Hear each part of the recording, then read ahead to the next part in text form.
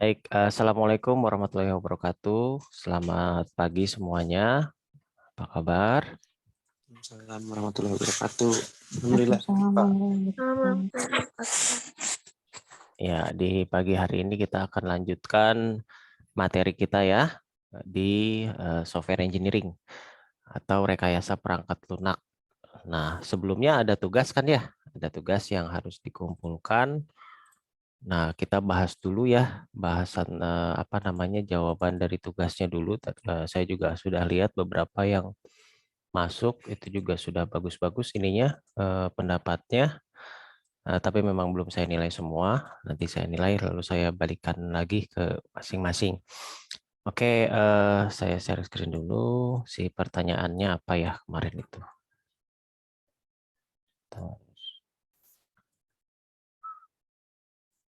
Iya, oke. Ini ya. Oke, terlihat ya ininya. Share screen-nya. Nah, pertanyaan yang pertama, mengapa begitu lama ya? Mengapa begitu lama waktu untuk mendapatkan software selesai gitu ya? Nah, kenapa ini sebetulnya kejadian apabila sebuah software developer dengan seorang customer ya. Nah, biasanya customer itu dia ketika membuat software ya salah satu kendalanya kok lama ya bikin sebuah software yang menurut sudut pandang customer itu sebetulnya bisa dilakukan dengan cepat gitu. Padahal eh, banyak tahapan-tahapan yang harus dilalui dalam membangun sebuah software gitu. Terutama yang paling lama itu adalah tahapan testing ya. Nah, tahapan testing itu biasanya yang paling lama karena posisi testing itu kita mencari bugs atau mencari error ya, error dan membuat error handlingnya. Nah, itu biasanya yang cukup memakan waktu. Nah, bisa jadi dengan beberapa project yang eh, terutama case-nya. Jadi memang case by case sih disebut sebagai begitu lama atau tidaknya. Case by case itu bila disebut lama apabila memang kasusnya baru gitu ya. Kasusnya baru bagi si seorang atau si kelompok developer software tersebut. Jadi kalau baru ya mereka harus menganalisis dari awal gitu dari nol semua kebutuhan dari software requirement-nya, terus proses codingnya sampai ke software testingnya. Tapi memang kalau misalnya kasusnya eh, sudah berulang ya dengan customer yang berbeda, nah itu relatif lebih cepat gitu karena kasusnya mirip gitu. Itu sangat bisa disebut lebih cepat.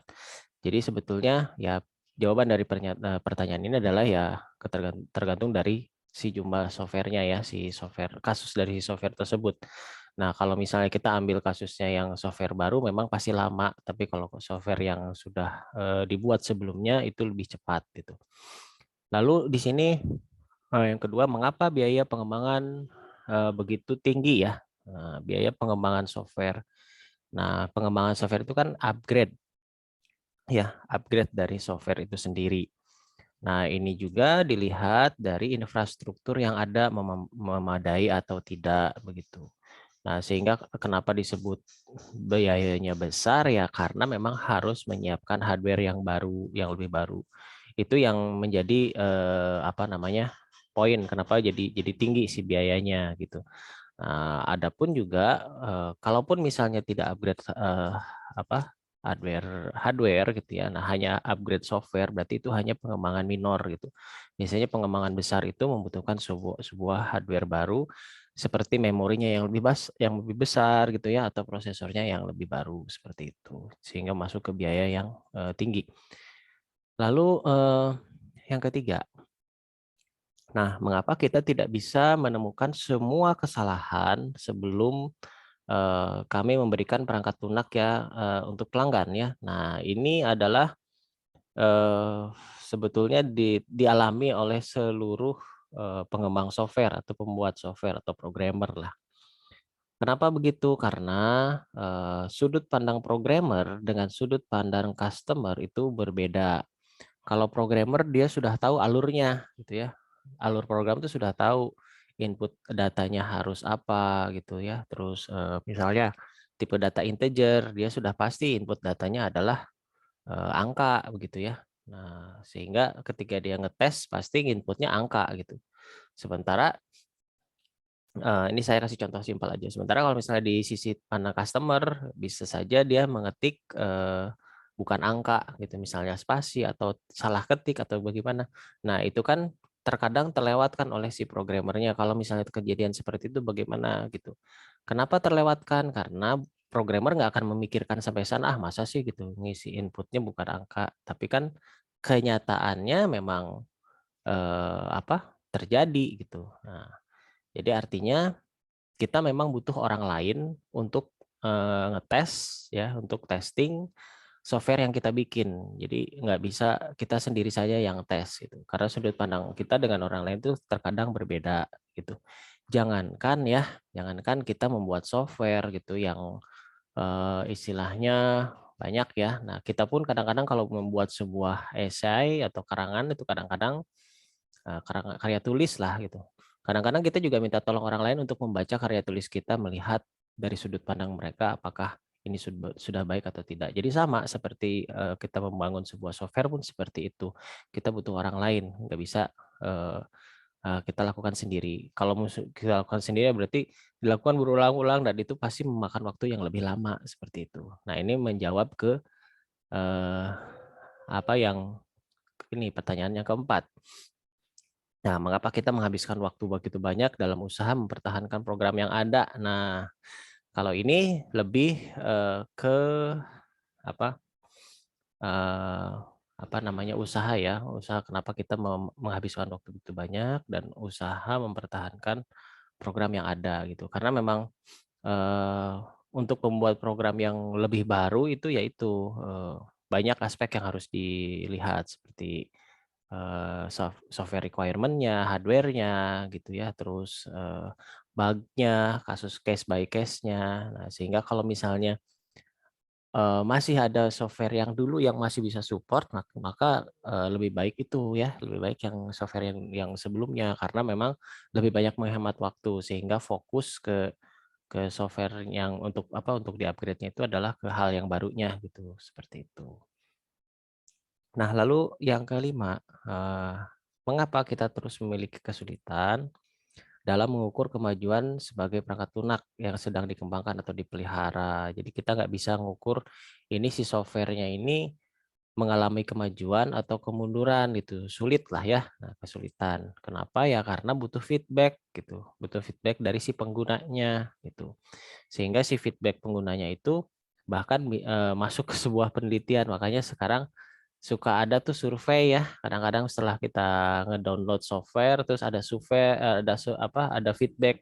Ya kayak contohnya kalau di Play Store gitu ya, ada feedbacknya. Ini mau kasih bintang 1, 2, 3. Nah, seperti itu. Itu salah satu bagaimana mengukur si software tersebut disukai atau tidak oleh si penggunanya, seperti itu. Nah, memang ketika dulu awal-awal pembuatan software kita tidak ada media seperti itu ya, seperti eh, yang di Play Store atau di iOS gitu ya, tidak ada feedback yang seperti itu.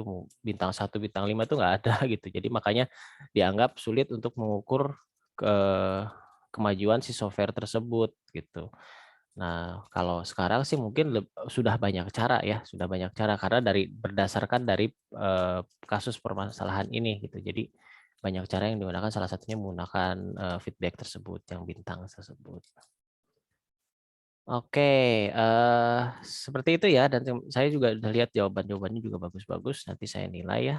Nah, sampai sini ada yang mau bertanya dulu sebelum saya masuk materi pertemuan ketiga? Silahkan.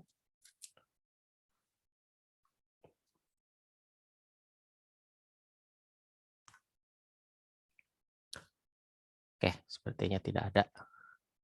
Mudah-mudahan bisa dipahami. Baik, kalau tidak ada kita mulai saja di materi pertemuan ketiga ini ya. Kita seperti biasa saya akan aktif ya. Saya akan aktif bertanya ke yang audiens. Jadi coba diperhatikan. Sekarang ini kita akan membahas tentang tahapan software engineering. Iya, oke. Sudah terlihat ininya, slide-nya? Sudah, Pak. Sudah ada, Pak. Ya. Nah, kalau minggu kemarin kita membahas tentang software engineering sendiri ya. Jadi membahas tentang apa sih software engineering gitu. Nah, kalau sekarang kita akan lebih dalam lagi membahas tahapan-tahapannya yang mungkin minggu kemarin juga sudah disinggung gitu ya, tapi di sini lebih dalam pembahasan tahapan-tahapannya. Nah, di sini ada layer technology ya. Di sini jadi software engineering itu terdiri dari hal-hal seperti ini. Ada tools-nya, ada metodenya, ada proses, ada quality focus. Nah, di sini kalau dilihat tools itu yang paling atas ya, alat-alatnya seperti hardware-nya ya, terus bahasa pemrogramannya, terus software untuk modelingnya gitu. Nah, itu berada posisi paling atas gitu.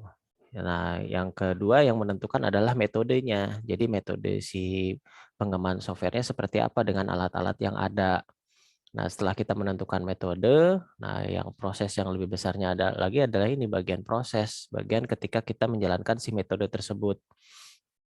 Nah, setelah selesai membuat sebuah software, nah yang terakhir ini yang paling besar. Kenapa di sini quality focus ya. Nah, di sini lebih ke melihat si programnya itu berhasil atau tidak gitu ya.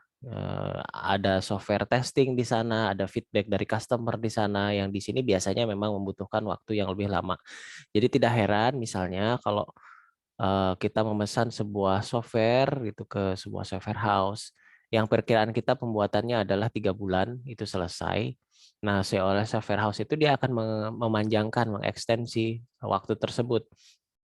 Misalnya oke 3 bulan selesai sebetulnya dari sisi si softwarenya, tapi itu selesainya itu baru proses sampai tahap proses gitu.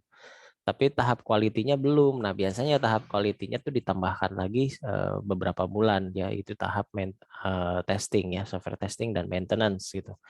Nah, itu yang lebih tambah, makanya dia waktunya bertambah, misalnya yang harusnya 3 bulan menjadi 6 bulan begitu. Biasanya setengah dari si prosesnya.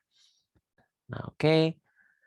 Di sini software proses ya, yaitu adalah suatu kegiatan terstruktur yang dibutuhkan untuk mengembangkan. Ya, di sini mengembangkan perangkat lunak sistem, spesifikasi, desain, validasi, dan evolusi. Nah, sebuah model proses software adalah representasi abstrak dari proses itu sendiri ya. Hal ini menyajikan deskripsi suatu proses dari beberapa perspektif gitu. Jadi maksudnya apa sih gitu ya? Maksudnya ya software proses itu ya itu tadi dia berhubungan dengan alat-alat yang dibutuhkan, metode gitu ya, dan prosesnya itu sendiri seperti itu. Nah, sekarang kita akan mulai dari awal nih ceritanya. Kita masuk ke sebuah suatu proses pembuatan sebuah software. Nah, tahap awalnya itu adalah melihat dari software yang ada gitu ya, dari software yang ada dulu gitu. Sudah ada atau belum softwarenya? Kalau belum ada ya berarti ini kita lewat ya, gitu ya. Nah, kita lewat beberapa sistem yang ada di require analysis. Nah, di sini proses pertama definition, itu mendefinisikan apa sih yang mau kita bikin. Jadi softwarenya itu apa yang mau kita bikin. Nah, di sini kita harus mengumpulkan software project planning ya seperti apa, terus requirement analysis. Nah, ini yang kemarin kita bahas tentang komunikasi ya, komunikasi. Di sini requirement analysis di sini yang paling penting karena untuk membaca eh, apa kebutuhan dari si customer tersebut atau si pelanggan kita tersebut. Nah, terus ada software project planning ya, perencanaannya mau berapa bulan gitu ya, dan sistem or information engineering. Jadi kita bekerja dalam kerangka seperti apa begitu. Kerangka maksudnya dalam lingkungan gitu. Dalam lingkungan apa kita mengembangkan softwarenya atau sistemnya seperti apa seperti itu ya. Nah, oke, saya coba sedikit refresh dulu ya. Saya coba tanya, perbedaan sebuah sistem, ini udah dibahas ya kemarin ya, sistem dan sistem informasi itu apa ya? Coba bisa tolong jawab oleh Ayu Sri Wahyuni, silahkan. Coba dulu. Apa itu sistem informasi?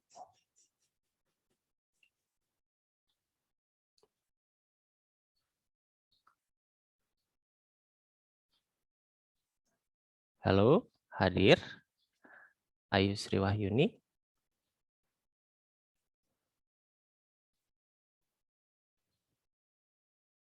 Oke, tidak merespon. Saya ganti ke Dimas, silahkan Dimas Elang Perdana. Bisa jawab tidak? Iya Pak, apa Pak? Ya, Pertanyaannya. pertanyaannya apa sih itu sistem dan sistem informasi? Karena kita sedang berbicara tentang kerangka software ya. Kira-kira menurut Dimas apa?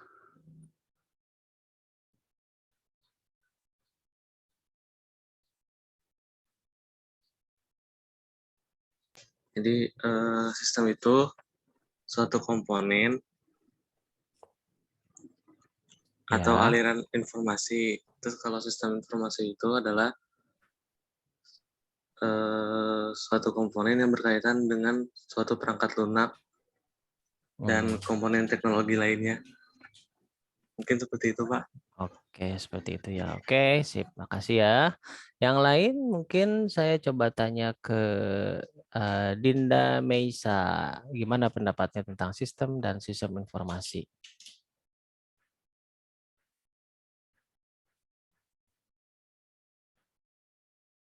Yuk, halo Dinda. Apa online? Ya, Pak. Iya, seperti apa pendapat Dinda tentang sistem dan sistem informasi?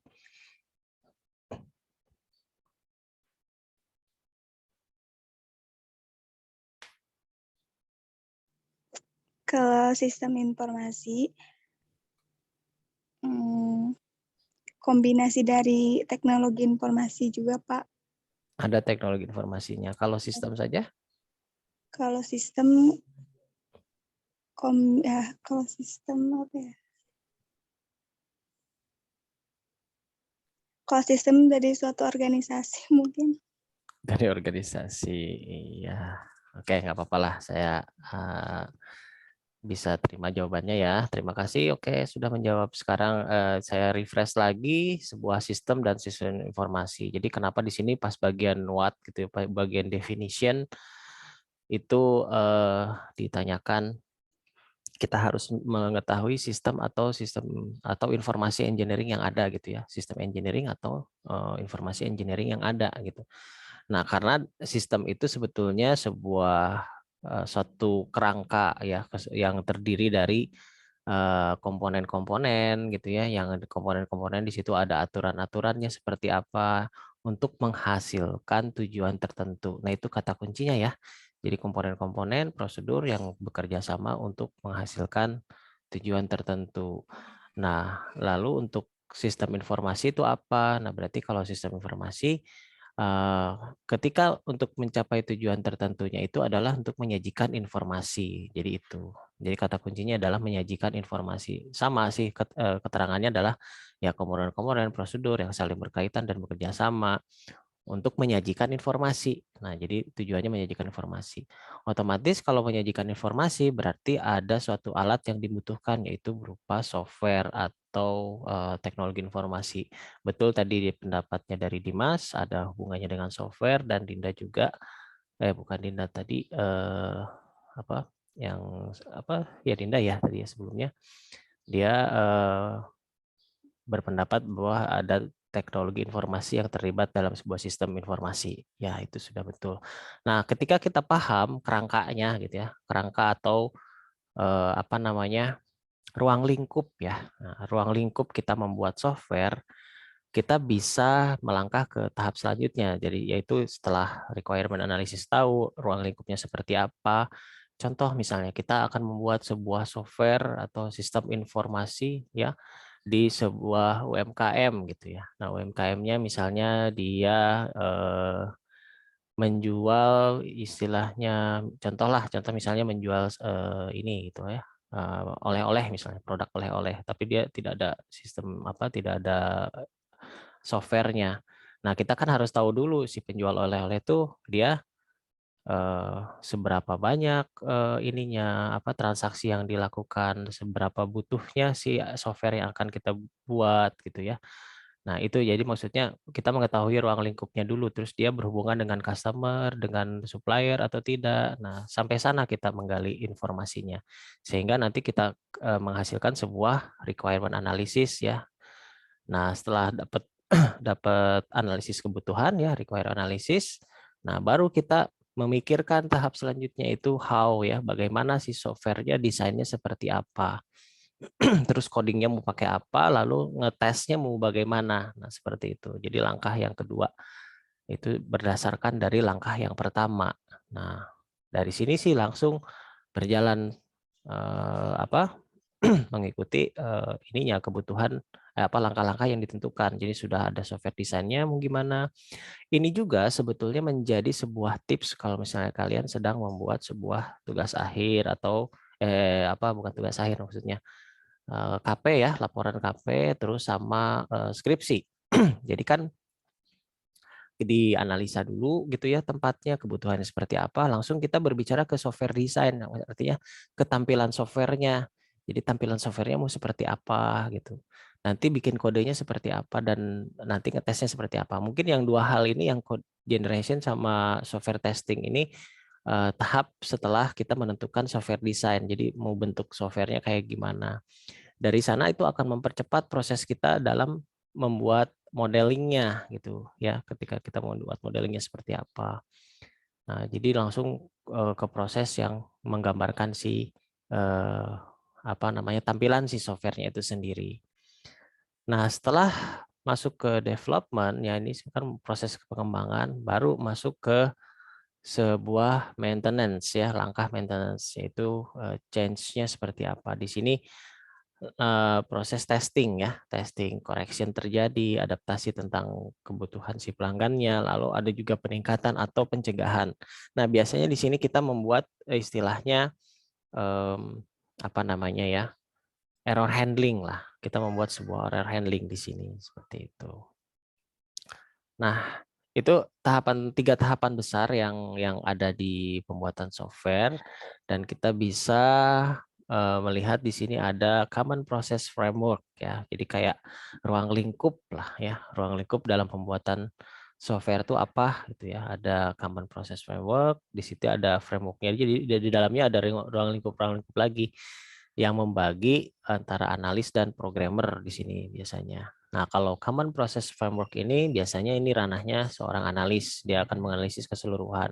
Lalu framework activities juga sama. Nah, baru si ranahnya programmer itu ada di task set ya, di task set. Jadi dia akan membuat sebuah langkah-langkah, terus milestone dan SQA point ya. Nah, sini.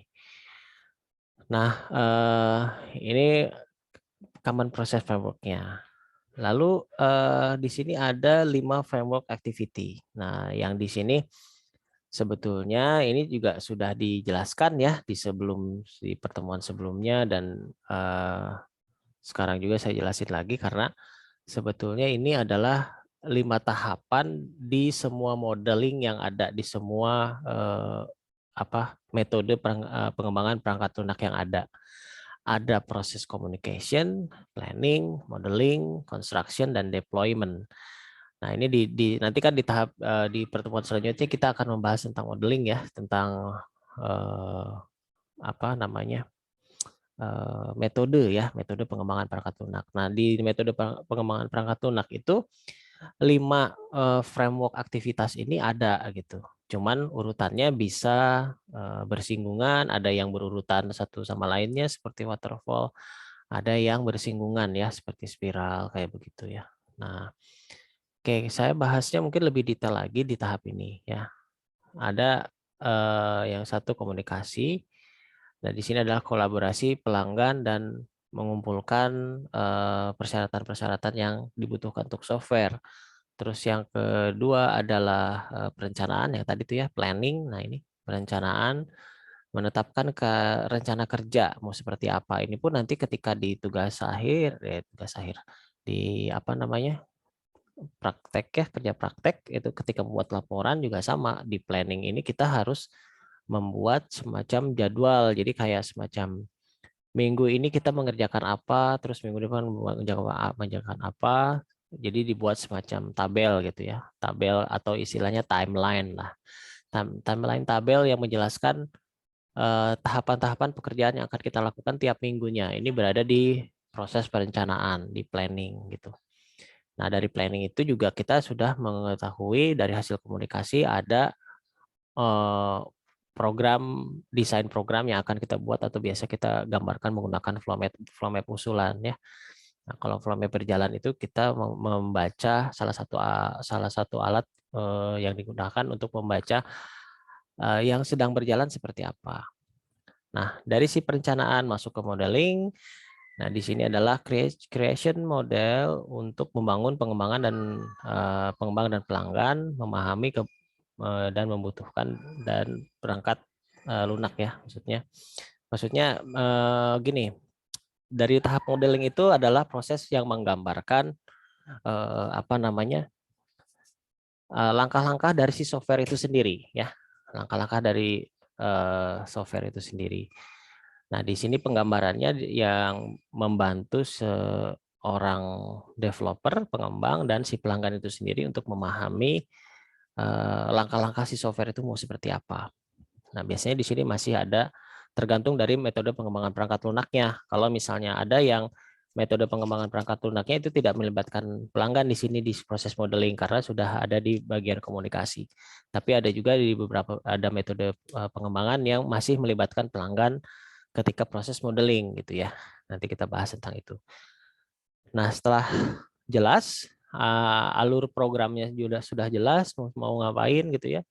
Nah, baru masuk ke construction ya. Nah, construction atau bagian apa namanya tadi itu construction, ini bagian pembuatan sebuah program itu sebuah aplikasi.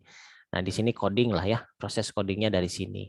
Nah, si proses coding ini benar-benar mengikuti langkah yang ada di modeling. Jadi mau bikin apa dulu gitu. Misalnya di modeling tampilan awal adalah login. Nah, berarti itu dulu yang dikerjain gitu ya.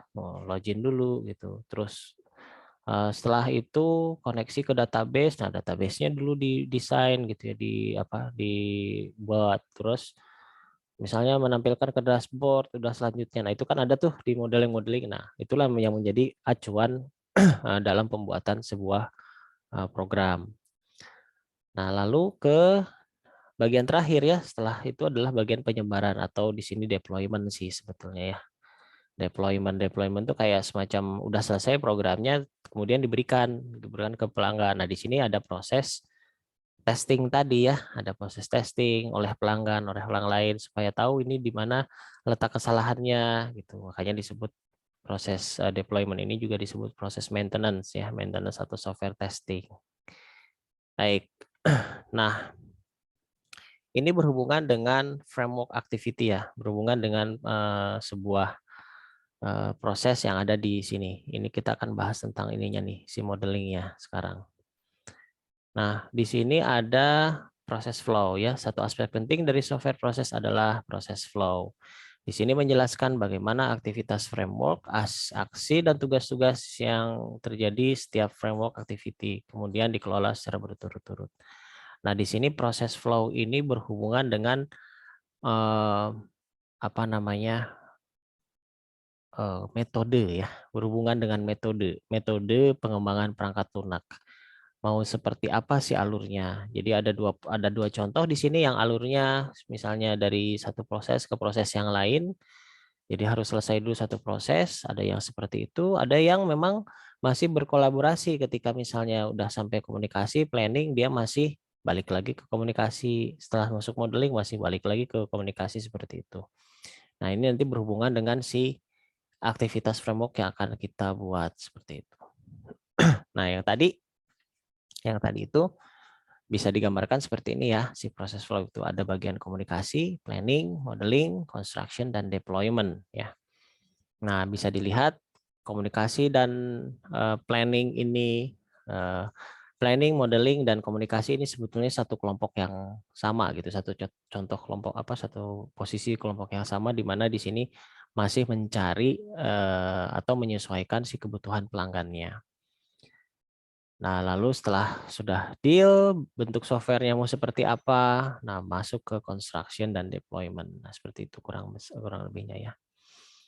Baik, sampai sini ada yang mau ditanyakan dulu, silahkan supaya kita aktif kuliahnya.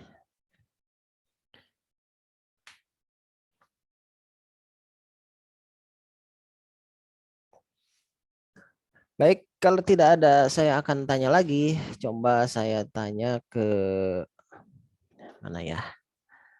Saya tanya ke yang hadir sekarang, ke mana ya? Ke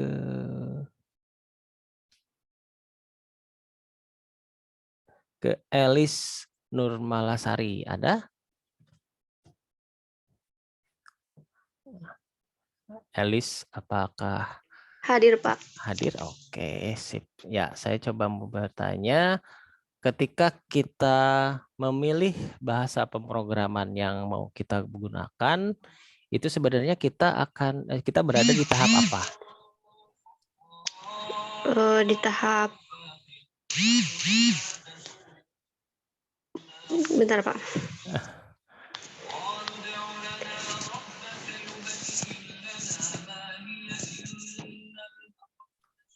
Untuk di tahap konstruksi. Tahap konstruksi, memilih software. Oke. Kode kan tadi, Pak, itunya. Iya, oke. Ya, kurang tepat ya. Ada lagi yang lain yang mau jawab mungkin? Saya boleh, Pak. Boleh, silahkan. Jadi ketika kita memilih memilih software itu ada di posisi mana? Untuk memilih software kayaknya di planning, Pak. Iya, oke, betul ya. Jadi ketika kita memilih bahasa pemrograman yang akan kita gunakan, itu kita berada di posisi planning. Belum sampai construction ya. Kalau construction itu kita sudah tahu, langsung ngebangun proses codingnya. Tapi ketika kita milih nih mau pakai misalnya mau pakai PHP gitu atau mau pakai Java, nah itu kita masih berada di planning gitu, seperti itu ya. Oke, kita lanjut lagi ya. Nah, sekarang masuk ke software pattern. Software pattern menjelaskan proses yang berhubungan dengan masalah yang dihadapi selama pekerjaan software engineering, mengidentifikasikan lingkungan di mana masalah telah ditemui, dihadapi, dan menyarankan satu atau lebih solusi yang tepat di sini. Nah, software pattern ini sebetulnya lebih ke pemetaan si softwarenya ya, proses pemetaannya si proses pemetaannya. Jadi di sini mulai menyiapkan template sebuah metode, terus menyediakan sebuah mekanisme yang efektif ya untuk mengatasi masalah yang berhubungan dengan proses. Jadi ini sebetulnya masih masuk ke dalam proses planning juga di sini ya, masih ke modeling juga. Nah, lalu masuk ke proses assessment dan improvement. Nah, proses assessment dan improvement juga sama. Software proses tidak menjamin bahwa software akan dikirim tepat pada waktu. Nah, lalu proses pattern harus disandingkan dengan pembuatan software engineering yang solid dan sejumlah pendekatan yang berbeda pada penilaian software proses dan perbaikan-perbaikan telah diusulkan selama beberapa dekade terakhir. Nah, jadi proses assessment dan improvement dari sebuah pembuatan sebuah software gitu ya. Nah, ini tuh sampai ada penelitiannya yang dilakukan oleh beberapa institusi seperti Software Engineering Institute ya. Ini mengembangkan sebuah level ya. Nah, sebuah level ketika si software itu dikembangkan ya, atau kan tadi disebutnya kita proses pattern ya. Nah, di sini ada level-levelnya ketika kita membangun sebuah software. Ya, ini hubungannya dengan yang tadi juga, dengan yang proses yang planning, construction, seperti itu. Tapi di sini lebih ke sudut pandang si softwarenya. Makanya di sini judulnya adalah capability model, maturity model, integration ya. Capability model, maturity model. Ini tuh maksudnya tingkat si software itu sampai di mana gitu. Perkembangan dari si software itu sampai di mana. Level 1, level 2, level 3 atau level 5 gitu. Nah, kalau level 0 ya incomplete berarti memang masih tahap pengumpulan data, requirement gitu ya. Nah, level satunya perform ya ini sudah mulai bagus ya, maksudnya sudah mulai masuk ke si aplikasinya. Mungkin ini saya langsung ke slide berikutnya di sini yang ada penjelasannya lebih jelas ya. Nah, di sini proses yang incomplete ini proses tidak dilakukan atau tidak mencapai semua tujuan yang didefinisikan pada level 1 ya. Dan proses yang kedua perform itu proses dilakukan ya, tapi tugas yang dibutuhkan untuk menghasilkan produk yang apa? Jadi gini, ini tuh level-level si apa ya namanya ya? Penilaian dari si softwarenya gitu ya. Jadi kalau misalnya software itu sudah selesai, sudah jadi gitu ya. Itu dinilai gitu si software itu sebetulnya masuknya ke level apa gitu. Level 1, level 2, level 3, atau level 5. Jadi kayak semacam ukuran lah, ukuran bahwa setelah software itu selesai, ini si software itu sebetulnya ada di level apa gitu. Nah, istilahnya apa ya kita bilangnya, kualitas softwarenya lah, kualitas softwarenya lah. Nah, jadi level-level ini tuh menandakan si ininya apa namanya ya apa ya kualitas softwarenya lah, kualitas software yang dibuat oleh si software developer tersebut. Nah, level yang paling bawah yaitu level yang incomplete karena si softwarenya tidak menghasilkan sesuatu yang mencapai tujuan gitu. Nah, kalau yang masih level 1 di atasnya yaitu prosesnya bisa dilakukan, tugas yang dibutuhkan untuk menghasilkan produk sedang dibangun, jadi masih dalam proses gitu. Nah, yang kalau nilainya level 2 itu manage, itu orang yang melakukan pekerjaan itu memiliki sumber daya yang memadai dalam melakukan pekerjaannya. Terus stakeholder terlibat aktif, tugas kerja, produknya dipantau, dievaluasi sesuai dengan deskripsi proses. Jadi di sini kalau prosesnya software tersebut dikatakan oh ini softwarenya software level 2 nih. Nah, level 2 itu adalah ada keterlibatan dari si customer-nya dalam beberapa tahap gitu. Jadi tahapnya tidak hanya di komunikasi aja, tapi ketika di modeling ya, bahkan mungkin di construction itu masih melibatkan si customer-nya. Ini masih masuknya ke level 2. Ada 3 level lagi di atas. Nah, level yang ketiga defined ya di sini pengelola dan proses rekayasa terdokumentasi. Nah, di sini jadi kalau yang level 2 itu mungkin udah ada kerjasama dengan si customer-nya, tapi dokumentasinya masih kurang. Nah, kalau di sini yang di level 3 ini sudah ada dokumentasinya, terus ada standarnya, makanya dia mengikuti standar pembangunan software dalam proses di seluruh organisasi tersebut. Nah, lalu itu yang level 3 ya, ketika sih masih dokumentasi. Ada lagi level selanjutnya yaitu quantitative manage. Jadi software proses dalam produk dipahami secara terukur dan dikontrol menggunakan ukuran yang detail. Nah, ini sudah mulai memberikan survei kecil-kecilan, mengumpulkan feedback dari si penggunanya. Bagaimana sih ini penggunaan softwarenya, bagus atau tidak, gitu ya, mudah atau tidak, user friendly atau tidak. Di sini sudah mulai mengukur kepuasan si pengguna gitu. Nah, yang level terakhir, level tertinggi adalah optimizing, yaitu peningkatan proses yang terus-menerus diaktifkan oleh umpan balik yang terukur dan dari proses dan ide-ide pengujian yang kreatif. Nah, kalau level yang 4 itu proses untuk mengukurnya itu dengan cara survei dan masih di ini ya, masih dikumpulkan gitu. Tapi kalau udah masuk ke level 5 dari hal-hal yang tersebut yang terjadi di level 4 seperti pengumpulan feedback itu ditindaklanjuti gitu. Ditindaklanjuti dan proses tersebut berkesinambungan. Nah, setelah ada peningkatan dilakukan survei lagi kira-kira apa fitur yang akan dinaikkan. Nah, lalu nanti dinaikkan lagi. Nah, itu ya ada 5 level penilaian dari sebuah software itu baik atau tidak ya. Oke, ini penjelasan lainnya ya. Saya ini adalah Software Engineering Institute yang menyatakan level-level tersebut yang dijelaskan ya. Ada kata-kata kuncinya seperti perform itu dilakukan, dikelola, ditetapkan, di manage, dan terakhir ada dioptimasi gitu ya. Oke, di sini ada core and essence of practicing software. Nah, oke. Ya, ini kita akan lanjut aja nih, saya skip aja karena di sini mirip dengan yang di bawah. Intinya sebetulnya pada level proses ini prinsip utamanya kan menetapkan sebuah filosofi dasar yang memandu tim software tersebut seperti melakukan aktivitas kerangka kerja dan navigasi aliran proses, atau yang keduanya adalah level praktis, yaitu prinsip utama menetapkan sekumpulan nilai ya dan peran yang berfungsi sebagai panduan atau menganalisis masalah. Nah, di sini adalah core atau essence dari praktis software engineering. Maksudnya kegiatan dari software engineering itu esensinya apa gitu ya.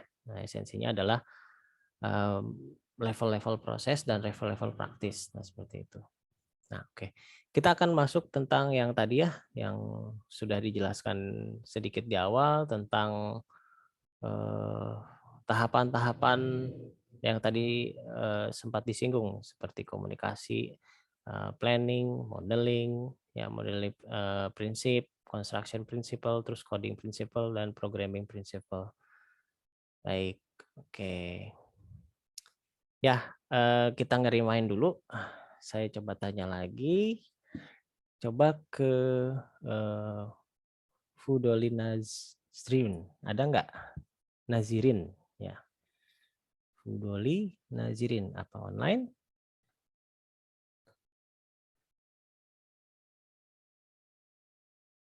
Halo?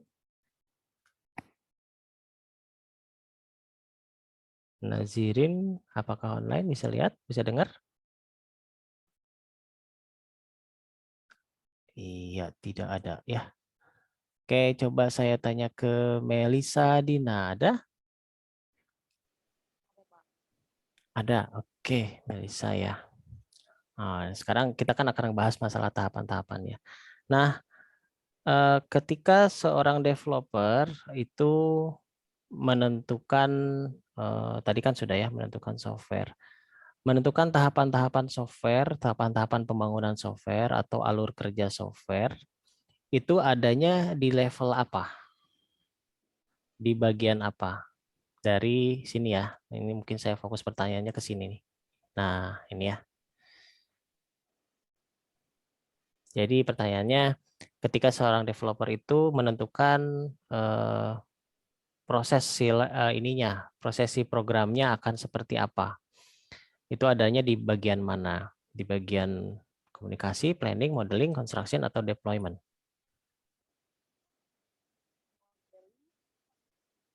Halo, suaranya kurang keras? Modeling, Pak. Ya, gimana? Tadi kan pertanyaannya apa, Pak? Pertanyaannya itu seketika si software developer menentukan langkah-langkah si aplikasi itu mau apa aja gitu. Itu adanya di tahap apa? Modeling bukan, Pak? Modeling, ya, oke. Tahap modeling ya. Jadi dia mulai fokus ke tahapan prosesnya. Oke, terima kasih ya. Yang lain lagi coba ke tadi sudah ke Muhammad Kabiru Rifa, ada Pak online? Siap, hadir Pak. Oke, hadir. Siap. Nah, kalau softwarenya sudah jadi ini terus dilakukan proses testing ya, bagus atau tidak, itu berada di bagian mana nih di antara 5 proses ini ketika mengetes si program tersebut? Pas ditanya Pak ya? Ya, pasti tesnya. Construction Pak. Bagian construction. Construction, oke. Iya, kalau untuk testing, kalau software sudah jadi itu berada di deployment ya. Jadi langsung dites oleh customer. Kalau construction itu tahap di mana kita membuat si softwarenya mengcoding gitu. Tapi softwarenya belum jadi gitu. Ya pasti kalau misalnya construction pasti kita ngetes, tapi itu prosesnya masih proses pembuatan, pembangunan. Seperti itu ya. Jadi jawabannya harusnya di deployment. Jadi Nah, sebelum jadi apa kalau yang itu, Pak? construction itu Tesnya sebelum jadi gitu. Ya, kalau tesnya sebelum jadi berarti ada di construction, tapi kalau softwarenya dinyatakan sudah selesai lalu dites, nah itu masuknya ke deployment. Begitu ya. Oke?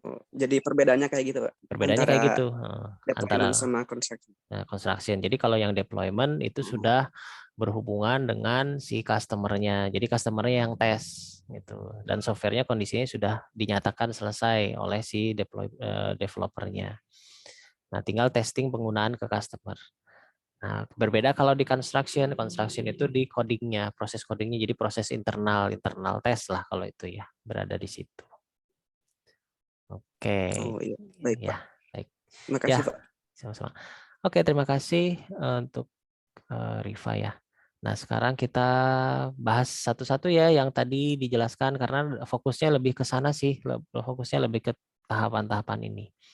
Tahapan pertama itu communication principle. Di sini proses di mana kita mengumpulkan semua informasi yang dibutuhkan oleh software ya. Oleh software itu mau bikin seperti apa. Ya dengan mendengarkan, terus persiapan sebelum komunikasi, terus kita juga melihat aktivitasnya ya, aktivitas si lingkungan sistemnya seperti apa begitu. Terus membuat catatan-catatan, bahkan apa namanya? Ada di sini komunikasi tentang negosiasi ya. Negosiasi di sini adalah misalnya bukan dia mungkin kalau negosiasi harga juga bisa masuk sih. Cuman sebelum ke harga biasanya ke ininya dulu, ke proses programnya mau seperti apa gitu. Misalnya customer-nya saya ingin tampilannya misalnya warnanya seperti ini gitu ya. Warnanya misalnya warna biru karena mewakili dari si warna perusahaan. Nah, di sinilah tahap mengumpulkan si informasi tersebut. Nah, ini tahap si komunikasi. Nah, nanti kan setelah terkumpul tuh semua informasinya sudah terkumpul, apa saja yang dibutuhkan dari tahap komunikasi ya. Nah, ini kan masuk ke planning ya, masuk ke planning. Dipetakanlah ya, dipetakanlah semua informasi yang ada lalu ditindaklanjuti. Nah, ini saya saya balik lagi ke sini dulu ke planning. Saya refleksikan ke ini ya, ke laporan kerja praktek atau skripsi. Di tahap komunikasi ini apa sih yang dihasilkan gitu ya? Yang dihasilkan yaitu si software requirement-nya, kebutuhan dari si software itu seperti apa. Nah, salah satunya adalah kita menggambarkan proses yang sedang berjalan di perusahaan tersebut, atau mungkin biasa kita bisa didengar ya kalau di skripsi-skripsi itu ada flow map sistem berjalan. Nah, kita menggunakan alat berupa bagan-bagan ya. Nah, bagan-bagan di sini kita bisa menggunakan bagan flowchart yang digunakan untuk menggambarkan si alur proses yang terjadi. Nah, disinilah di proses komunikasi ini cirinya itu. Jadi cirinya harus menghasilkan sebuah alur kerja yang sedang berjalannya seperti apa. Nah, sebagai acuan ya, sebagai acuan untuk proses selanjutnya ketika kita membangun sebuah planning. Nah, proses selanjutnya. Nah, dari acuan tersebut ya, dari acuan si flow map sistem berjalan yang sudah kita gambarkan, karena judulnya kan sistem berjalan, berarti kita sudah menganalisa sistem yang sedang berjalan seperti apa. Sehingga kita menghasilkan sebuah analisa lanjutan berupa usulan gitu ya. Berupa usulan, oke, misalnya proses yang tadinya pencatatan transaksi itu dilakukan secara manual misalnya, ya ditulis seperti itu ya, mungkin di sana ada permasalahan kalau salah tulis seperti apa. Nah, proses tersebut diusulkan bagaimana kalau inputnya pakai software gitu, pakai komputer, supaya nanti pas waktu akhirnya ketika membuat sebuah program bukan program, ketika membuat sebuah laporan gitu ya, itu akan lebih mudah kalau menggunakan sebuah program. Nah, itulah di situ masuk ke usulan ya, flow map usulan.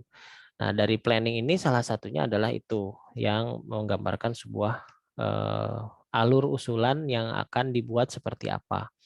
Di samping di sini juga menggambarkan timeline ya, timeline yang akan kita lakukan. Jadi di tahap planning ini timeline harus ada dan juga ada flow map usulannya. Nah, ya flow map usulannya. Nah, jadi jelas si flow map usulan itu kan mengusulkan nanti sistemnya dikembangkan seperti apa. Lalu timeline-nya juga jelas gitu ya. Jadi proses modeling berapa lama gitu ya, proses komunikasinya berapa lama, katakanlah 2 minggu misalnya, terus proses planningnya berapa lama, katakanlah planning biasanya tidak terlalu lama ya, karena sudah proses yang paling lama biasanya di komunikasi dan testing biasanya itu yang paling lama.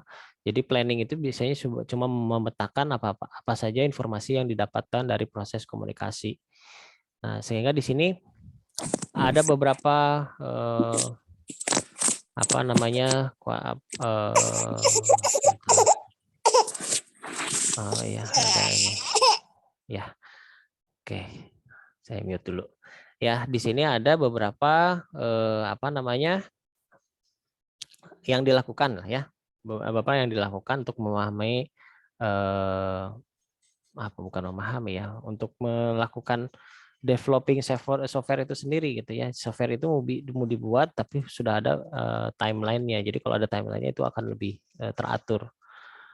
Nah, dalam hal planning ini juga ada yang tahapan atau pengembangan perangkat lunaknya itu masih melibatkan si customer ya. Nah, di sini juga makanya di sini disebutkan melibatkan stakeholder dalam aktivitas perencanaan.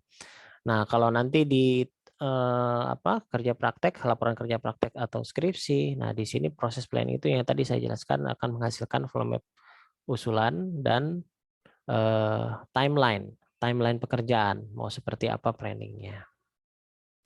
Baik, lalu setelah ada timelinenya, setelah ada flow map sistem berjalannya seperti apa, terus sistem usulannya juga sudah ada. Tahap selanjutnya ke modeling ya. Nah, di prinsip-prinsip dari modeling ini adalah apa? Ini menggambarkan tujuan utama dari tim software adalah membangun ya.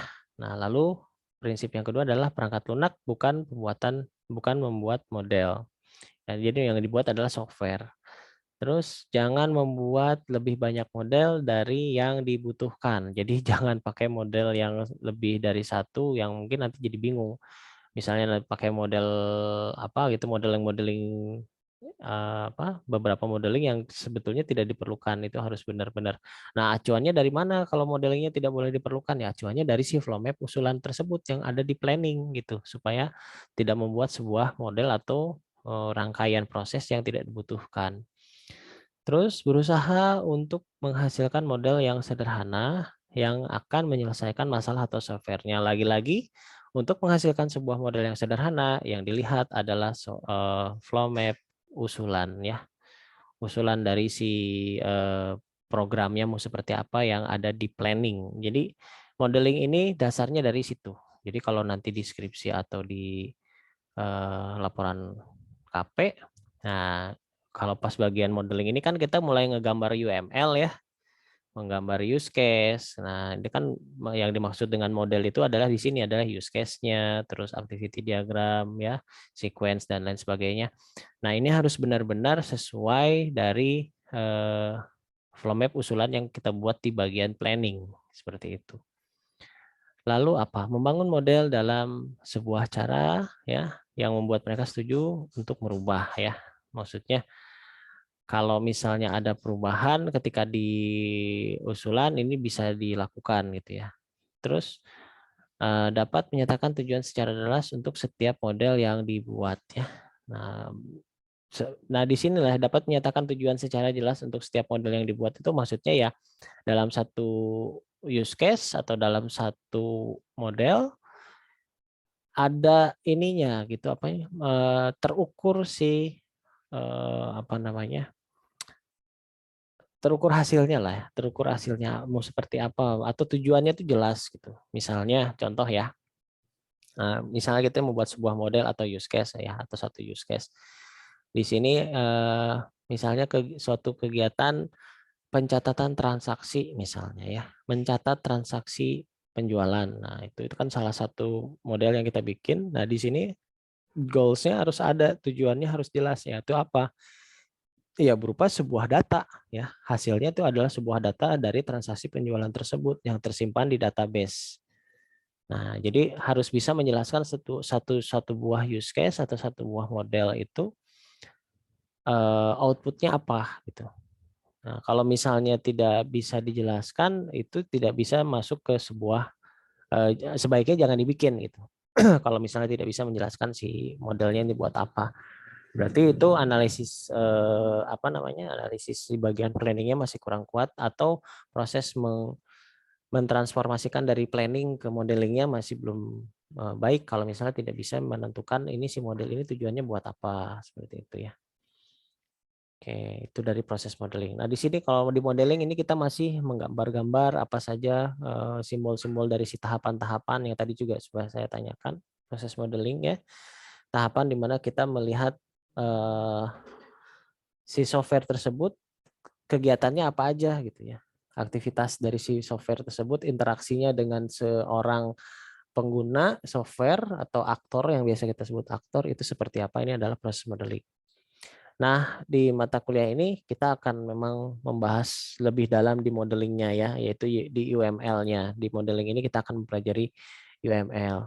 Di mana di sini sebetulnya ada modeling yang lain, ada cara modeling yang lain seperti kalau misalnya pernah dengar itu di FD dan UML ya. Kalau sekarang lebih ke UML-nya. Kalau di FD itu lebih ke software yang sederhana lah. Nanti mungkin saya akan jelaskan sebelum kita mulai ke UML ya.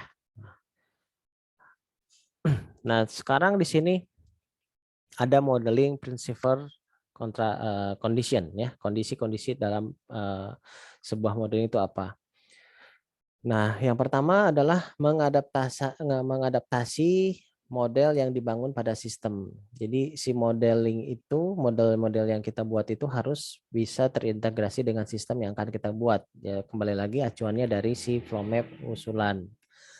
Terus mencoba membangun model yang berguna tapi lupa membangun model yang sempurna. Jadi terlalu fokus bikin model-model yang berguna tapi lupa juga ini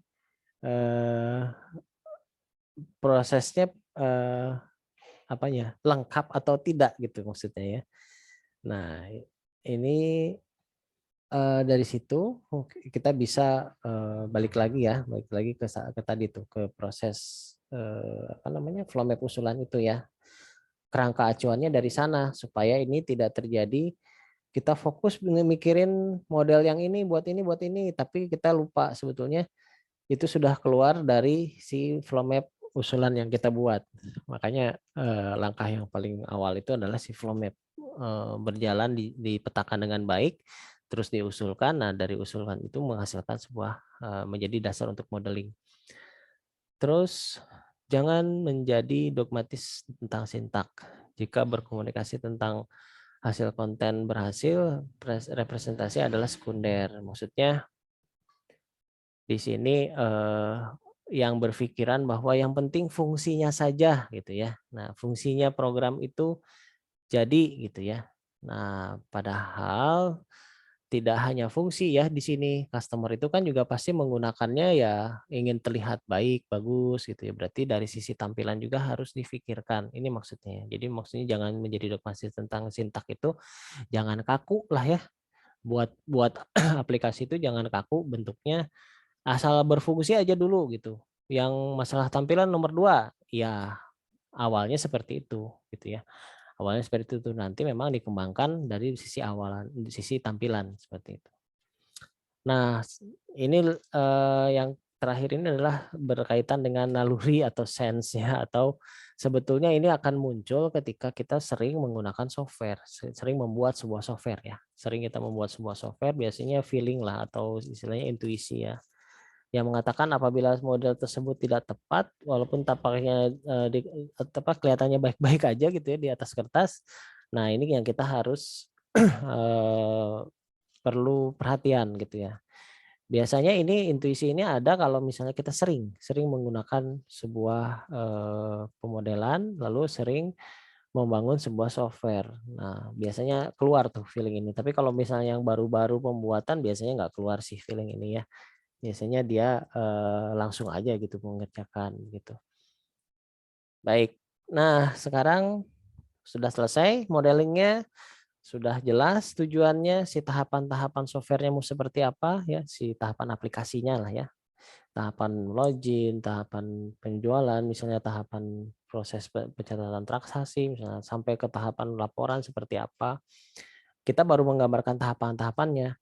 Nah, baru masuk ke construction, baru kita ke codingnya gitu.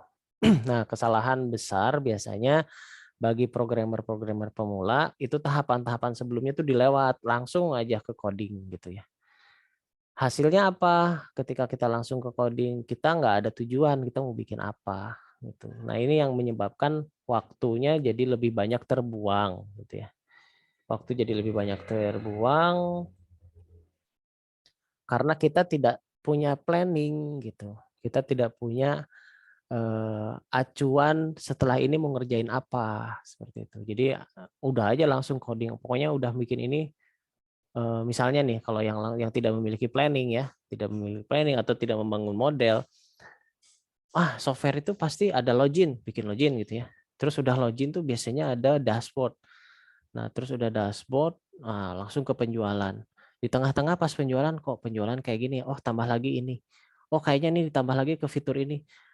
Akhirnya apa ya, bercabang si kebutuhan software itu bercabang yang sebetulnya nggak sampai sejauh itu gitu. Nah itulah permasalahan yang timbul apabila memang kita membangun sebuah software tanpa planning gitu. Jadi nggak jelas jalurnya mau sampai mana, mau bikin apa gitu. Nah kalau tidak jelas seperti itu, otomatis waktu yang diperlukan pun jadi nggak jelas gitu. Sementara, nah kalau saya refleksikan lagi dengan skripsi atau KP, itu ada waktunya kan, ada waktu yang disediakan yang harus diselesaikan. Nah karena ada waktu, berarti kita harus benar-benar membangun sebuah planningnya. Jadi nggak bisa sembarangan, udah nanti gimana ntar aja. Waktunya masih ada kok, sekitar 4 bulanan gitu ya. Itu di awal, tanpa kita kaget, nggak sadar tiba-tiba sudah tinggal sebulan lagi gitu ya, tapi masih ngulik sih di programnya.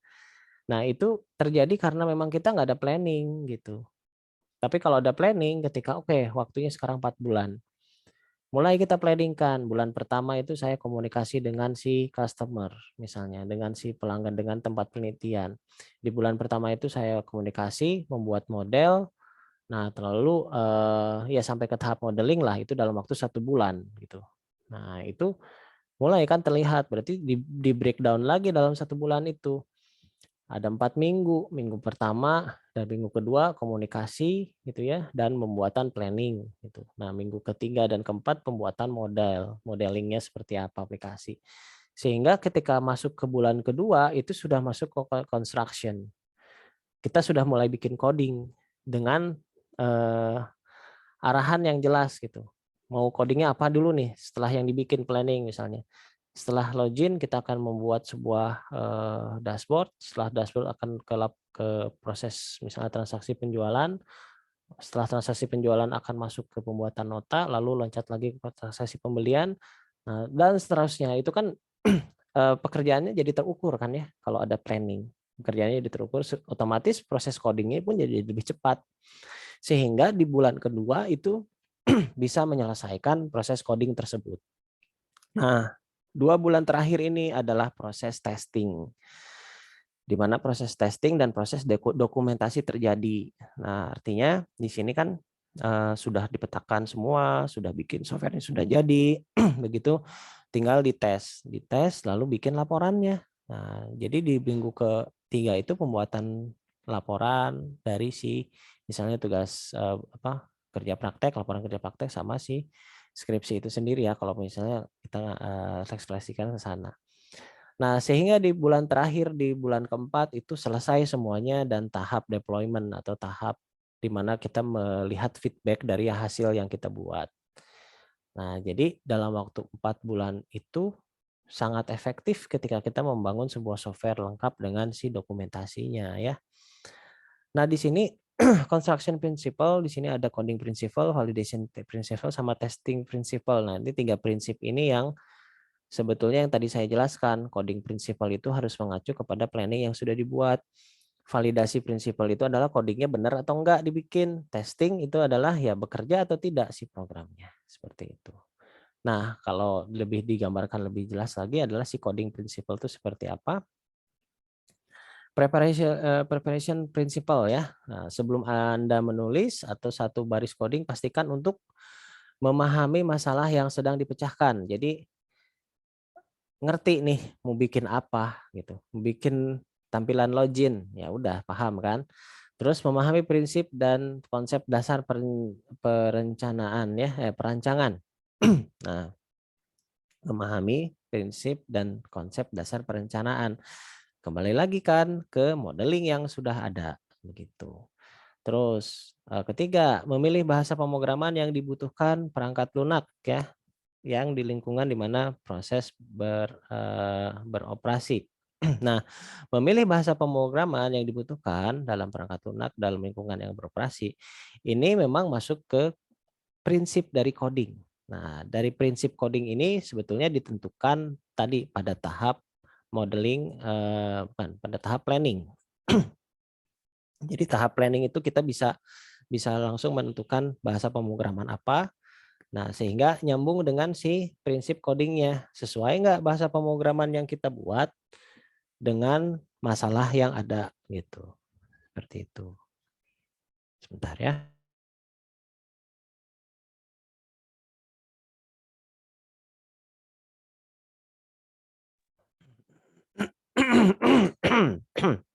Duh, suara saya habis nih. Dari tadi saya ngomong terus. Ya, saya lanjut dulu ya. Tadi memilih bahasa pemrograman ya. Ya, oke, memilih bahasa pemrograman dari awal planning, lalu kita menentukan bahasa pemrograman seperti apa supaya ketika pas waktu bahasa pemrograman itu tidak bertentangan dengan prinsip coding yang ada. Itu maksudnya ke sana. Ya, prinsip yang codingnya adalah si bahasa pemrograman harus sesuai dengan sistem operasi yang ada di lingkungannya seperti apa. Lalu ada memilih lingkungan pemrograman yang menyediakan tools yang akan membuat pekerjaan kita lebih mudah. Nah, kembali lagi dalam pemilihan ini kan sebenarnya prinsip ya, si prinsip coding itu ya. Nah, si prinsip coding itu berkaitan dengan planning yang ada gitu. Misalnya kita mau membuat sebuah software mobile phone atau Android, ya otomatis di sini lingkungan pemrograman yang dibutuhkan itu seperti apa? Berarti lingkungan pemrograman yang ada misalnya bukan virtual ya, apa namanya, emulator ya, emulator si Android-nya seperti itu supaya sesuai dengan yang kita kerjakan gitu, sesuai dengan yang kita kerjakan. Lalu membuat sekumpulan pengujian unit yang akan dijalankan sekalinya komponen yang dikodekan lengkap. Nah, di sini tahap selanjutnya ya, tahap selanjutnya dari si prinsip memogram atau prinsip coding itu ketika softwarenya sudah jelas, kita harus menyiapkan istilahnya checklist dokumen di mana oke, ini login berhasil atau tidak. Kalau berhasil checklist seperti itu. Jadi yang disebut sebagai sekumpulan pengujian unit itu adalah itu, kita membuat sebuah checklist untuk bagian-bagian programnya gitu. Seperti itu. Ya, sekarang masuk ke programming principle.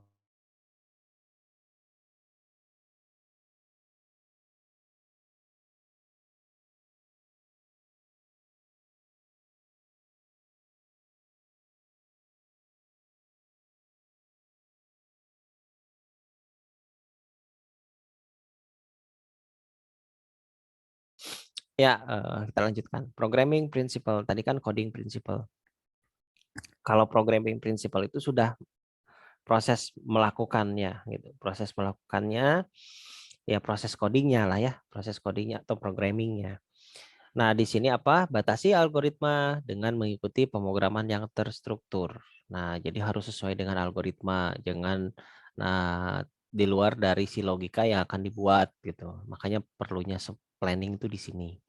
Terus pertimbangkan penggunaan pasangan, ya, pasangan dalam arti ini adalah pemrograman consider of use pair programming. Nah, penggunaan pasangan itu maksudnya kayak semacam partner ya, partner dari programming. Dan di sini dibutuhkan untuk apa namanya, mengkonfirmasi kode-kode yang kita buat itu, oke, ini sepertinya bisa nih dibuat. Memang kalau bekerja sendiri nggak akan ada ya, pair programming akan ada, tapi kalau bekerja tim itu sangat diperlukan. Pilih struktur data yang memenuhi kebutuhan perancangan. Jelas, pemilihan struktur data itu berhubungan dengan database, tempat penyimpanan data. Ini harus sesuai dengan perancangan yang sudah dibuat. Lagi-lagi harus sama dengan modeling dan planning. Nah, makanya di sini kan prinsip programming kayak gitu. Kalau yang nggak tanpa planning dan programming ini nggak akan terfikirkan struktur datanya mau seperti apa. Pasti mikirnya pas waktu bikin kodenya, dan kadang-kadang bingung tuh kalau misalnya belum jadi si modeling database-nya, ini apa ya kira-kira tipe datanya. Nah, itu jadi bingung ketika pas proses programming, justru akan menghasilkan waktu yang lebih lama lah seperti itu. Nah, itu di proses programmingnya ya. Jadi memang harus sesuai dengan algoritma, sesuai dengan struktur data yang dibutuhkan. Lalu masuk ke prinsip validasi. Setelah komplit dari coding yang dibuat, maka pastikan ya bahwa coding berjalan di saat yang tepat. Lakukan pengujian unit dan perbaiki kesalahan yang ditemukan, lalu refactor the code ya. Nah, maksudnya dikembangkan lagi kodenya kalau misalnya terjadi kesalahan. Jadi langsung ketika divalidasi program tersebut berjalan dengan baik atau tidak, atau pengujiannya bisa terjadi kesalahan, langsung dilakukan perbaikan. Baik, sekarang mungkin langsung ke testing objektif ya. Nah, tadi kan sempat saya tanyakan ya, men-testing program kalau sudah selesai itu posisinya di mana ya? Kalau sudah selesai ada di deployment, tapi kalau sebelum selesai masih di lingkungan, ini di sini masih ke construction. Jadi belum jadi gitu programnya. Nah, pengujian adalah proses eksekusi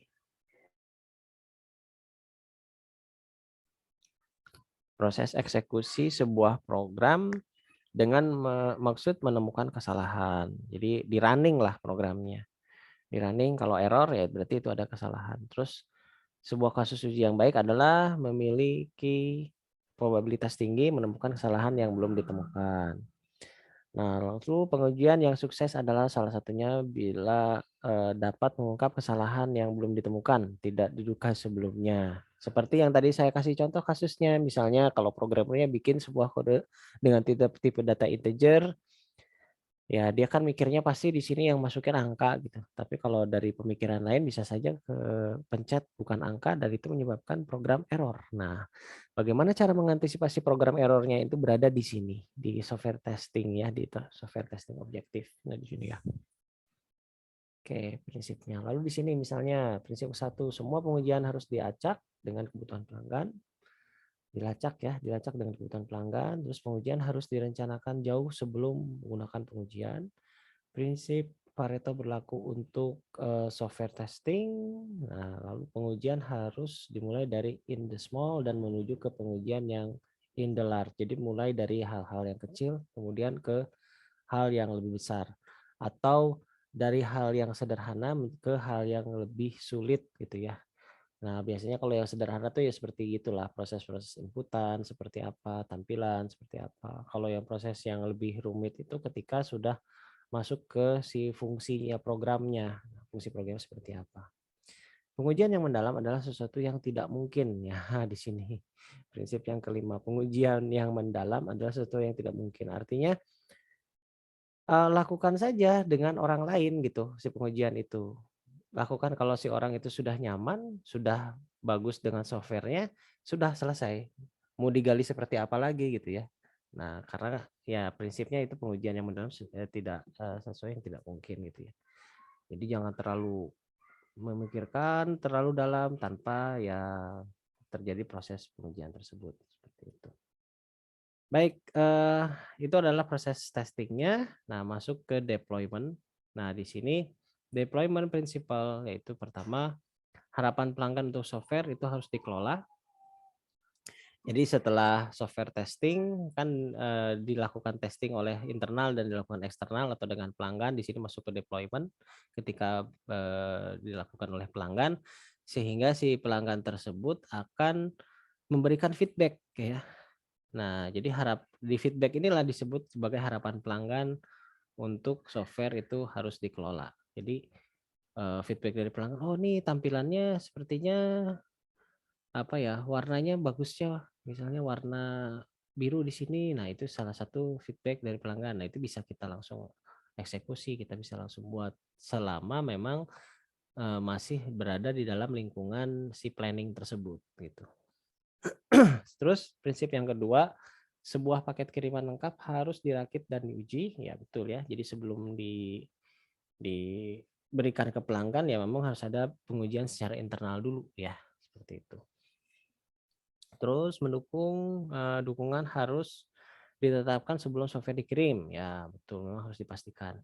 Materi instruksi yang tepat harus disediakan pada end user. Jadi materi instruksi itu maksudnya apa ya, seperti ini namanya, apa namanya? Apa ya istilahnya, kayak user guide lah. Nah, jadi materi instruksi yang tepat harus disediakan pada end user. Maksudnya user guide-nya harus ada. Itu makanya kalau kita lihat kayak di aplikasi di software-software Windows itu kan ada help-nya ya. Nah, istilahnya kalau pencet F1 misalnya, kalau di Word atau di aplikasi-aplikasi itu ada materi instruksi, artinya di sini nih isi user guide-nya itu harus jelas itu mau ngapain. Jadi instruksi-instruksi yang nanti bakal digunakan oleh user. Yang keempat, bagi software should be fixed first, delivered later. Jadi kalau udah ketemu bugnya, beresin dulu, baru dikirim gitu ya. Tapi kecuali kalau kita nggak tahu ada bugnya yang bersumber dari si customer, itu nggak masalah. Tapi kalau kita sudah tahu ada bugnya, jangan istilahnya berspekulasi untuk dikirim dulu, karena itu menyebabkan ini juga sih apa, pembuatan softwarenya jadi terlambat biasanya kalau bugnya terlalu banyak lalu udah dikirim, itu bikin kesel pelanggan biasanya kalau kayak gitu. Jadi pastikan bahwa bug-bug yang sudah diketahui itu memang sudah diperbaiki. Nah, kalau belum ya jangan dikirim. Oke. Baik, materi kita sudah selesai. Sekarang kita masuk ke sesi tanya jawab ya. Silahkan yang mau bertanya tentang tahapan-tahapan software engineering, saya persilahkan.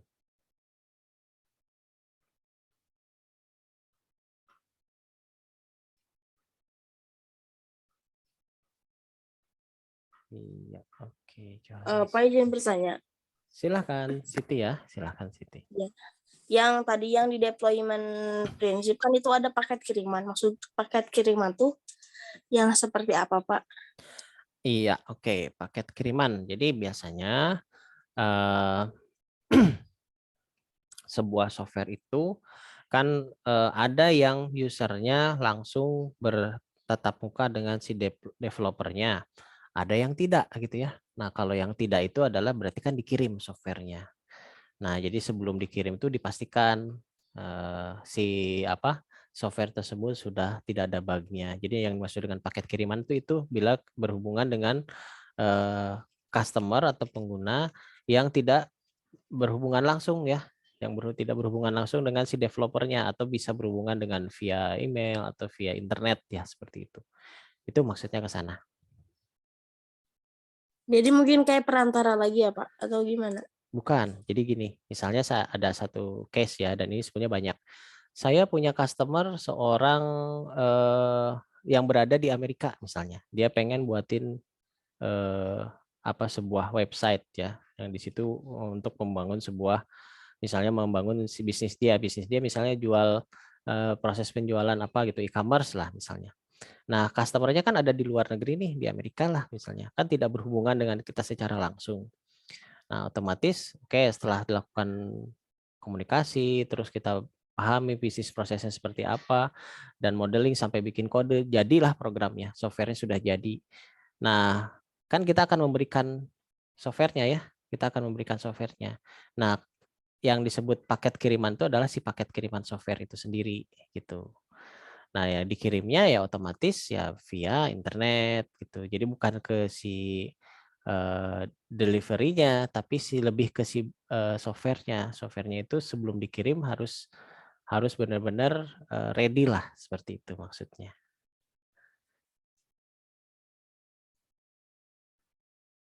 Gitu ya, situ ya. Atau masih ada yang tanyakan? Sudah jelas Pak yang tadi. Makasih Pak. Iya, sama-sama. Baik, ada lagi yang mau bertanya? Nah, sebetulnya ini banyak ya yang bukan kasus sih, case-case yang customer-nya dari luar negeri terus kita ngerjain di dalam negeri di sini gitu. Lalu udah selesai dikirim, itu di-deploy. Atau kita langsung hosting kalau untuk aplikasi ya. Kalau untuk Android ya kita langsung upload gitu ya. Nah, seperti itu. Jadi ya salah satu bisnis di software engineering itu yaitu customer kita bisa tidak terbatas gitu ya, tidak hanya di lingkungan kita saja, tapi bisa juga ke luar negeri ya, bisa kemana saja. Yang penting bisa ada komunikasi dengan kitanya seperti itu. Dan itu memungkinkan ada beberapa teman saya juga punya punya perusahaan software dia buat sendiri, tapi customernya di luar negeri gitu ya. Nah, dia berkomunikasi ya berkomunikasi conference, membaca user requirement-nya dengan teleconference, lalu hasilnya dia kirim gitu ya. Nah, nanti ya ternyata berhasil bisa berjalan bisnisnya gitu, bisnis pembangunan softwarenya bisa berjalan. Nah, itulah salah satu kalau misalnya kita bergerak di bidang software, yaitu customer kita bisa berada di seluruh dunia, tidak hanya di sekitaran kita saja, seperti itu. Oke, ada lagi yang mau bertanya? Silahkan. Saya Pak. Boleh. Heri, silahkan. Gini Pak, kan customer kita contoh banyak yang online ya Pak. Ya. Nah, menghindari scam gimana Pak? Nah, kalau menghindari scam tentunya ada beberapa tahapan sebelum masuk ke modelingnya ya. Pas waktu tahap ya sebelum kita masuk ke buat program kan ada komunikasi ya. Nah, tahap communication itulah di situ kita mendeteksi ini scam atau bukan gitu. Karena biasanya di tahap komunikasi itu kita membuat sebuah dokumen perjanjian kerjasama. Nah, itu mengikatnya di situ gitu. Jadi kalau selama belum kita jadikan si dokumen perjanjian kerjasama, jadi mau softwarenya mau dibayar seperti apa, itu ya bisa dipastikan belum jelas gitu. Nah, untuk menghindari scamming-nya itu, jadi kita buat dulu dokumen kerjasama, setelah deal baru itu kita kerjakan. Begitu ya. Iya Pak. Oke, Terima kasih. sama-sama. Nah, ini juga pengalaman ya bagi ya kita juga tentang pentingnya itu dokumen perjanjian kerjasama. Perjanjian kerjasama di sini antara si developer dan si pelanggannya. Jadi si pelanggannya memesan software dan si developernya membuat software. Nah, ini sangat penting di perjanjian kerjasama tersebut karena itu akan menyelamatkan kita dari customer yang istilahnya ya tadi scam ke satu, yang kedua juga menyelamatkan kita dalam proses pekerjaan kita. Misalnya di tengah-tengah si customernya ingin ngerubah fitur yang di luar dari perjanjian yang ada. Nah, itu bisa kita kita bisa ini dulu ya, kita tolak gitu. Karena di perjanjiannya tidak seperti itu. Nah, seperti itu. Dan customer pun akan ya nggak bisa nggak bisa melakukan hal itu kecuali mungkin ada perjanjian ulang gitu. Ya, bisa aja kan seperti itu. Misalnya yang tadinya saya input datanya pakai ini gitu ya, pakai keyboard, terus di tengah-tengah saya ingin ganti pakai barcode gitu. Walaupun secara proses sih mudah-mudah aja gitu ya. Nah, tapi kalau dalam dokumen kerjasamanya tidak disebutkan barcode, ya kita bisa berhak untuk menolak gitu. Dan kita juga bisa berhak mengajukan lagi kerjasama baru gitu. Ya, maksudnya dokumen kerjasama baru. Nah, itu yang harus diperhatikan. Jadi jangan sampai bikin software aja, tolong bikinin dong ini gini tanpa kejelasan. Itu hati-hati ya, hati-hati gitu. Hati-hati, jangan maulah gitu ya bikin software kayak gitu nanti malah dikerjain gitu. Nah, terus begitu juga sama ketika kalian masuk ke dalam sebuah lingkungan perusahaan, software gitu ya. Nah, kan itu pasti harus jelas dulu kalian mengerjain apa gitu. Di dokumen kerjasamanya jelas. Kalau misalnya di situ kita ada dokumen kerjasamanya, ya kita bisa bekerja dengan tenang gitu. Tapi kalau nggak ada nih, itu perlu dipertanyakan gitu. Karena kalau nggak ada itu jadi celah gitu ya. Jadi celah bagi yang memberikan pekerjaan gitu ya. Seperti itu. Oke, ada lagi yang lain? Ini saya sedikit cerita ketika dulu saya pernah menangani case dengan pemerintah ya, dengan pemerintahan lah. Nah, karena dari sisi pemerintahan itu sebetulnya mereka tidak paham gitu sih proses software-nya itu seperti apa. Jadi cenderung merubah gitu ya, merubah requirement di tengah-tengah ketika kita berada di proses construction.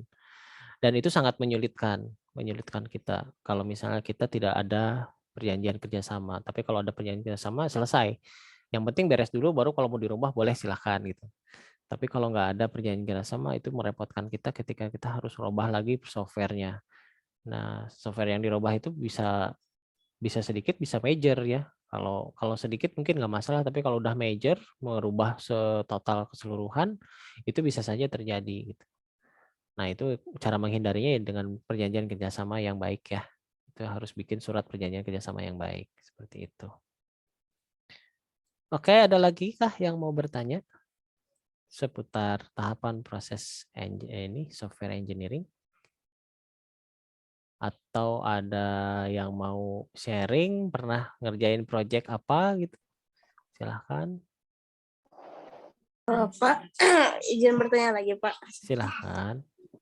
Kan apa sih kalau nggak salah kemarin tuh saya pernah baca ya di yang aplikasi Peduli ini, kan situ tuh masih banyak kesalahan-kesalahan. Terus kayak di komen gitu di Play Store-nya, terus si pihak Peduli Lindungi itu kayak seolah-olah nyalahin anak magang. Nah, sebenarnya kalau pembuatan aplikasi kayak gitu tuh harus apa kan kayak kalau sekarang itu ada itu ya yang project apa sih yang project gitu, itu harus sama berupa project atau ya gak apa-apa gitu sama anak magang atau gimana Pak?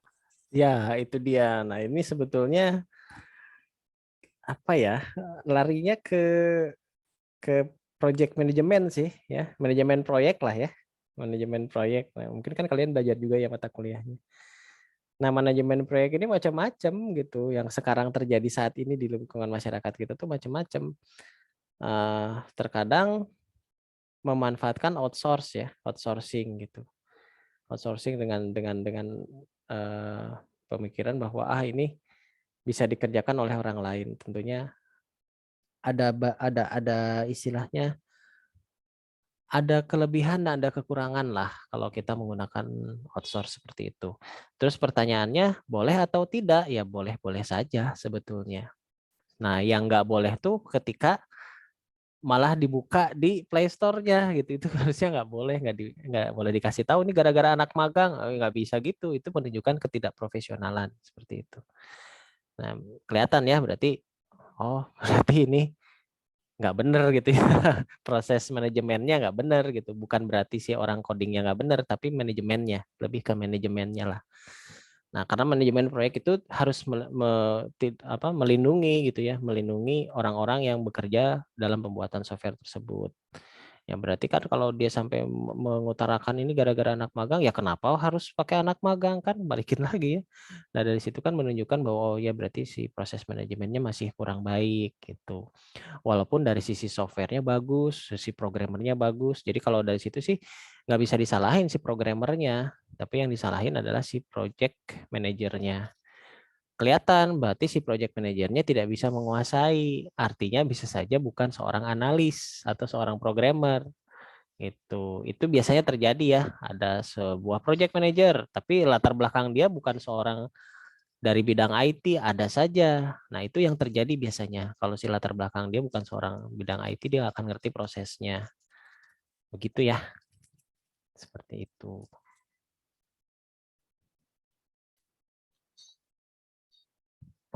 Siap Pak, makasih Pak. Oke. Nah, kadang-kadang yang disalahin programmernya ya. Kalau gitu kan kesannya menyalahkan programmer kan. Padahal programmer udah begadang misalnya, udah ngerjain gitu kan. Tetap disalahin. Nah, padahal sudut pandangnya yang salah bukan programmer, tapi si manajemennya. Begitu. Ya, ada lagi kah yang ingin bertanya atau yang sharing? Silahkan. Kita masih ada Nah, waktu. tanya, Pak. Ya, silahkan. Ini Pak, kan kita bikin web nih. Nah, untuk keamanannya sendiri, apakah kita yang bikin atau nanti sama pihak lain?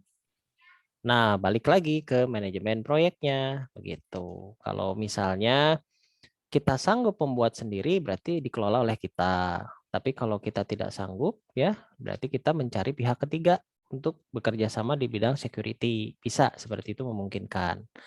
Ya, sebetulnya dan hal ini juga tergantung dari bentuk kerjasamanya dengan si customer-nya. Nah, sebaiknya sih si customer jangan tahu kita ngambil ke orang lain gitu, karena itu kayak rahasia dapur kita.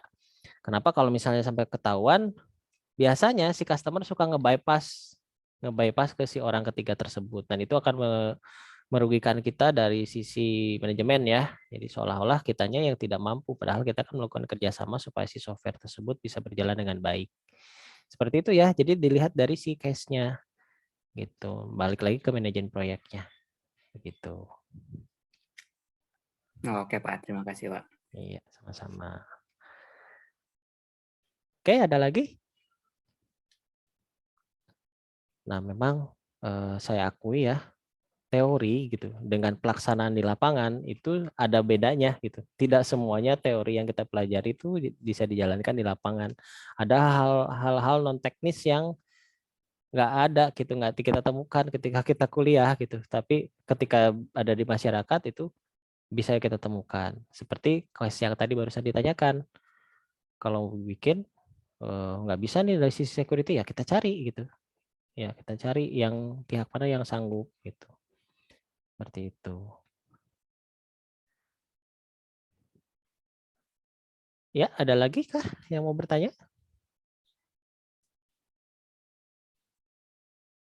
Atau sudah cukup jelas materinya?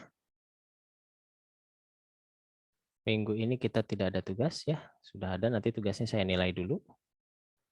Kalau saya lihat sekilas sebagian sudah bagus-bagus pendapatnya. Seperti itu. Minggu depan kita bahas apa ya?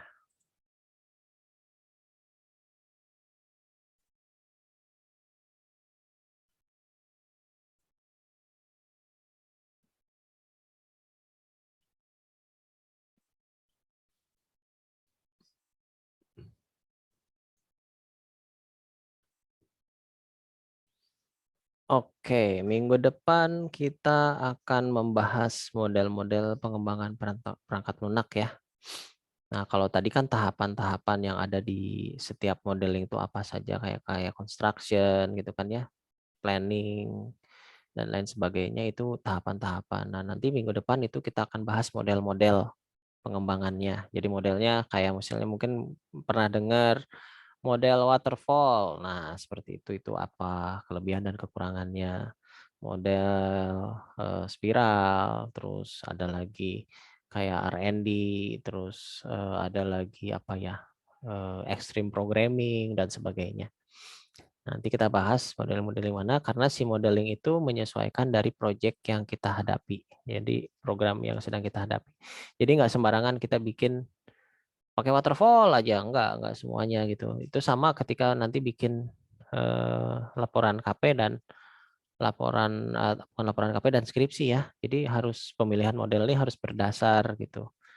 Misalnya kalau softwarenya itu dikerjakan softwarenya sederhana gitu ya, dikerjakan tahapan pertama selesai, lalu ke tahapan selanjutnya tanpa kembali lagi ke tahapan sebelumnya, itu bisa pakai waterfall seperti itu ya. Nanti alasan-alasan seperti itu yang akan kita bahas di minggu depan, seperti itu. Oke, sampai sejauh ini apa ada yang bertanyakan? Kalau tidak ada, saya akan screenshot yang hadir hari ini ya. Silahkan kalau ada yang mau open kameranya untuk saya screenshot yang hadir hari ini sebagai bukti berita acara kehadiran ya. Oke, silahkan di open kamera. Iya.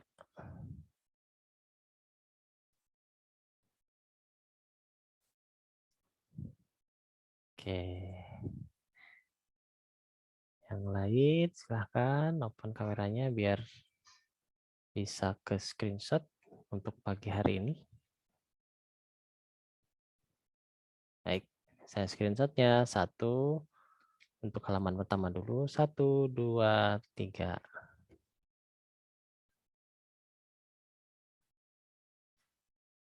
Oke, sebentar ya.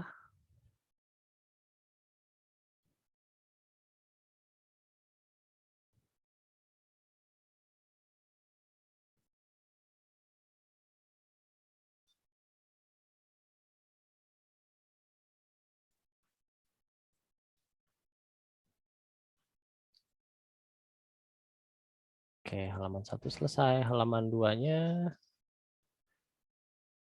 silahkan open. 1, 2, 3.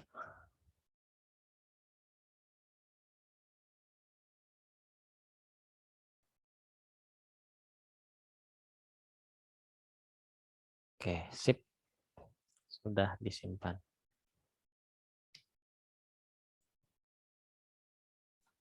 Baik, ada lagi kah yang ingin kita bahas? Kalau tidak ada, mungkin kita cukupkan saja kuliah siang pagi hari ini.